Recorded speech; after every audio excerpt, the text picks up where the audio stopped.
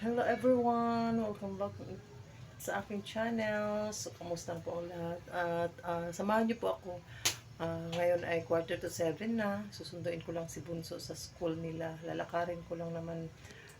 Medyo malapit-lapit lang naman ng konti. So, samahan niyo lang ako para naman may ganap tayo ngayon. Kasi wala tayong ganap ngayon. Kaya, ayun. Kaya samahan niyo ako. See you later. Ayan, mabagat tayo.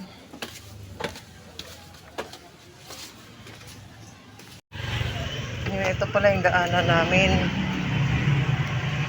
So, ito yung dadaanan ni Bunso. Tsaka dito dumadaan yung mga motor. Skinita. Hindi naman delikado rito.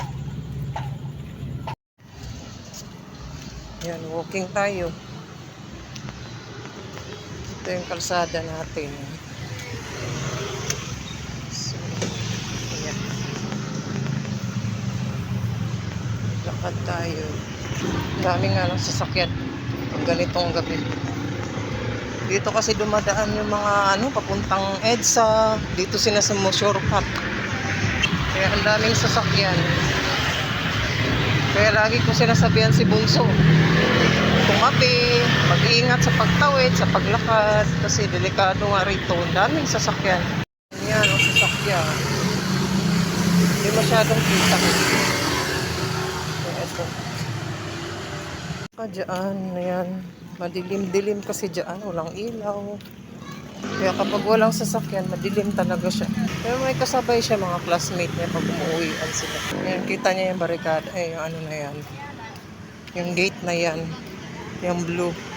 Ayan, tayo lalabas. Hirap talaga, ang mahirap. Tiyaga, tiis. So, ayan. Ito yung lalabasan natin. Diba madilim? Ayan, pag walang sasakyan dito, madilim. Pag may sasakyan, ayan, maliwanag. Pero okay lang naman. Kung hindi ka sanay, matatakot ka. Pero medyo sanay-sanay na rin naman kami rito. May mga bahay naman dyan. Pero talagang madilim dito. Ayan, may tindahan sa taas. Tapos ayan yung ito. Ganito kadilim, ayan ganyan kadilim. Kasi ilan lang yung may motor, may ilaw. Kaya medyo madilim yung lalakaran talaga ng anak ko rito. Kaya payag na rin ako may kasabay siya mga classmate. May mga kasabay pa rin naman siya mga classmate niya. Kaya iyan ang daanan dito ng papunta at pauwi ng aking anak. Gabi kasi sila uwian. Panghapon kasi siya. Si Bunso. So, yan. Ayun. Ito yung daanan natin. Pero may mga pa naman. Mga bahay-bahay. Ayan, mga sasakyan yan nagpapaliwanag. Meron mga ilang mga ilaw. May ilang ilaw lang naman sa poste. Okay na lang. Sensya na kayo sa ko malikot ang cellphone na to. Pag naglalakad, hindi kasi maganda tong cellphone na to, kaya magulo ang aking vlog. Ito pala sa lahat ng kaibigan. Ayan, ito yun. Lapit na tayo. Ayan, may mga bahay na. Mga nakakasalubong na ako, estudyante.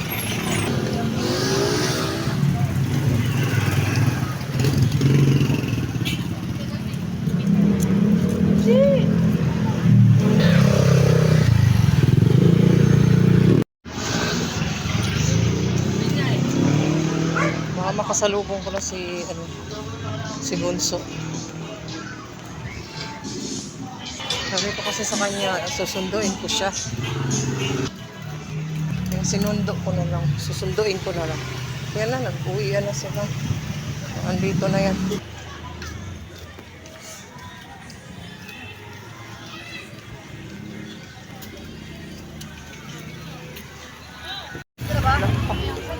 Dito na tayo sa school.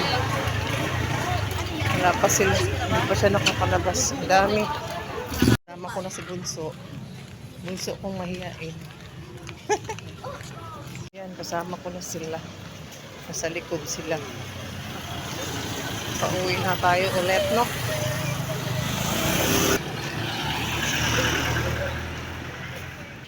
Ayan sila. Madilim.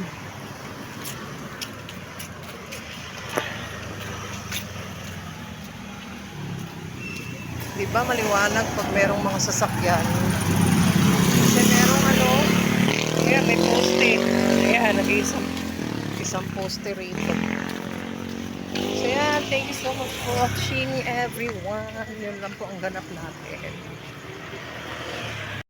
So ayan, nakarating na tayo sa bahay. So yun, nakita nyo na kung ano yung daanan ng bunso ko. Ano. Pero okay lang naman, safety naman dyan. Maski pa paano. Tsaka marami mga sasakyan. Kailangan lang talaga siyang tumabi. At sa kanya pagtawid. Sa bagay, hindi naman siya patawid-tawid dyan dahil dire-diretso lang naman yung lakad niya pauwi papunta dito sa bahay. So yun lang po ang aking pong share sa inyong lahat. So salamat po ng marami sa inyong pagpanonood. Thank you so much for watching. Happy New Year everyone. God bless us all. Bye.